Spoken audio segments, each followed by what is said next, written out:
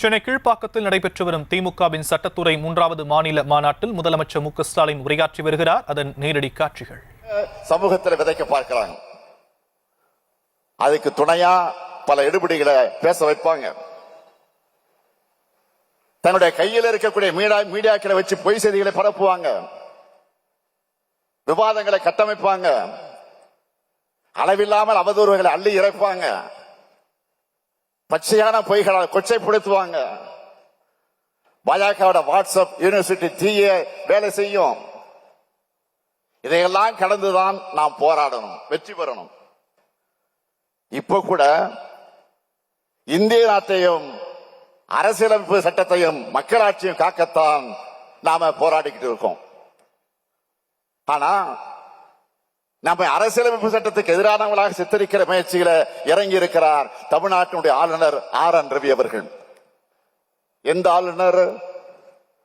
மரபுப்படி நிறைவா பாடப்படக்கூடிய நாட்டுப்பண் பாடலுக்கு கூட நிற்காம வெளியேறின ஆளுநர். இருந்தாலும் ஒன்றிய அரசுக்கு நான் வைக்கும் கோரிக்கை என்பது, நான் ஆளுநரை விமர்சிக்கிறேன் என்பதற்காக அவரை மாத்திராதீங்க. அவர் பேச பேசத்தான் பாஜக நாட்டில் அம்பலப்படுது. திராவிட கொள்கைகள் மேலும் மேலும் மக்களிடம் சென்று சேருது. அவர் பேச பேசத்தான் மக்களுக்கு மாநில சுயாட்சி முழக்கத்தினுடைய நியாயங்கள் புரியுது. இன்னும் சொல்லணும்னா, இன்று முழுக்க இந்த மாநாட்டில் நம்முடைய தோழர்கள் திராவிடியல் இயக்கத்தினுடைய குறித்து அழுத்தமாக உணர்வோடு பேசுறதுக்கான தூண்டுகோலாக இருந்து வரும் நம்முடைய ஆளுநர் அவர்கள் தான். தந்தை பெரியார் அடிக்கடி ஒன்றை சொல்லுவார், என்னை செயல்பட வைப்பது என்னுடைய தோழர்கள் அல்ல, என்னுடைய எதிரிகள் சொல்லுவார். அப்படிப்பட்ட கொள்கை எதிரிகளை, பண்பாட்டு எதிரிகளைத்தான் நாம் இன்னைக்கு பார்த்துக்கிட்டு இருக்கிறோம். இன்றைய எதிரிகள் கருத்தியல் மோதலுக்கு தயாராக இல்லை. ஏன்னா கருத்தியல் ரீதியா பேசினா அவங்களால ஒருபோதும் வெற்றி பெற முடியாது. அதனாலதான் அவதூறுகளை ஆயுதங்களாக எடுக்கிறாங்க. அந்த துரோக கூட்டத்தை தொடத்தெறிய வேண்டிய கடமை சட்ட போராளிகளிடம் உங்களுக்கு இருக்கு. இந்திய அரசியலமைப்பு சட்டத்தை காக்கக்கூடிய கடமை நமக்கு இருக்கு. இந்தியா முழுமைக்கு சமூக நீதியை உருவாக்கி தந்து பாதுகாக்கிற கடமையும் நமக்கு இருக்கு.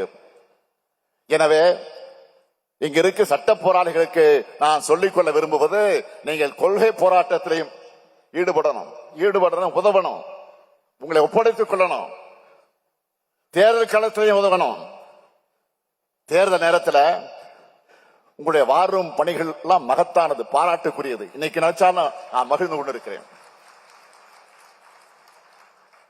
2019 முதல் நடந்த எல்லா தேர்தல்களிலும் நாம தான் தொடர்ந்து வெற்றி பெற்றிருக்கிறோம். அதற்கு காரணம், முக்கியமான காரணம் நீங்கள் தான். ஆக இந்த வெற்றி பயணம் 2026 தொடரணும்.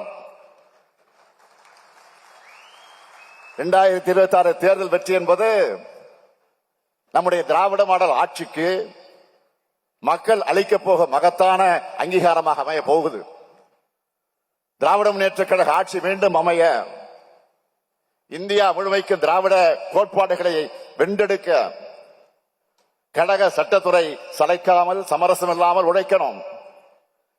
கழகத்தின் காவல் அரணா விளங்குகிற சட்டத்துறை சார்பில் கழக வழக்கறிஞர் அண்ணனுக்காக இன்னைக்கு 5 கோடி ரூபாய் கொடுத்திருக்கிறீங்க. அது ஆக்கபூர்வமான திட்டங்கள்ல பயன்படுத்திக்க என்ஆர் இளங்கோ அவர்கள் ஒரு செயல் திட்ட வகுக்க சொல்லி இருக்கிறேன். அதன் அடிப்படையில் அந்த அறிவிப்புகள் வரும் என்பதை சொல்லி, கழக வழக்கறிஞர் அனைவருக்கும் என்னுடைய நல்வாழ்த்துக்களை நன்றியையும் சொல்லி விடைபெறுகிறேன். நன்றி, வணக்கம்.